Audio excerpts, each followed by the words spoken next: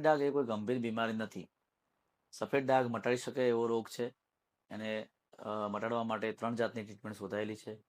સૌથી પહેલા દવાઓ, બીજો નંબર છે એક્સાઇમર લેઝર અને ત્રીજો નંબર છે સર્જરી. દવાઓથી સફેદ ડાઘ ઉપર કલર લાવવા માટે 10 થી 12ની વચ્ચે તડકાની અસર 5 મિનિટ તમારા સફેદ ડાઘ ઉપર પડવી જોઈએ. તો સફેદ ડાઘમાં ધીમે ધીમે લાલાશ પડતા કલર અને પછી ધીમે ધીમે ચામડી જેવો કલર આવી શકે. એના માટે બહુ ધીરજ રાખવી પડે. લાંબો સમયનો કોર્સ હોય છે. સફેદ ડાઘ માટે બીજા નંબર એક્સાઇમર લેઝર, હઠીલા ડાઘ અથવા ના વધતા ડાઘ એના માટે એક્સાઇમર લેઝર ટ્રીટમેન્ટ સુવિધા પણ અવેલેબલ હોય છે.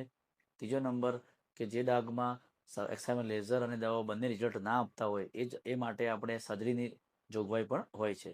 સર્જરીથી બહુ સારા રિઝલ્ટ મળી શકે છે અને એના માટે સર્જરીનો સમય અડધો કલાકથી માંડીને 2-3 કલાક સુધીનો સમય હોય છે. સફેદ ડાઘ માટે કોઈ એવું ખોરાકથી થતો એવો રોગ છે નહીં. એના માટે કોઈ ખોરાક બંધ કરવાની કોઈ જરૂર નથી. તમે બધું જ ખાઈ શકો.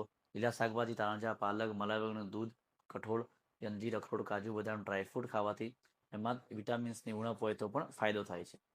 સફેદ ડાઘ માટે વિટામિન D3 બહુ અગત્યનો ભાગ ભજવે છે. વિટામિન D3 માટે દૂધ અને તડકો સ્કિન ઉપર પડવાથી વિટામિન D3 બની શકે છે. તો વિટામિન D3 ઉણપ પૂરી થવાથી પણ સફેદ ડાઘ મટી શકે છે.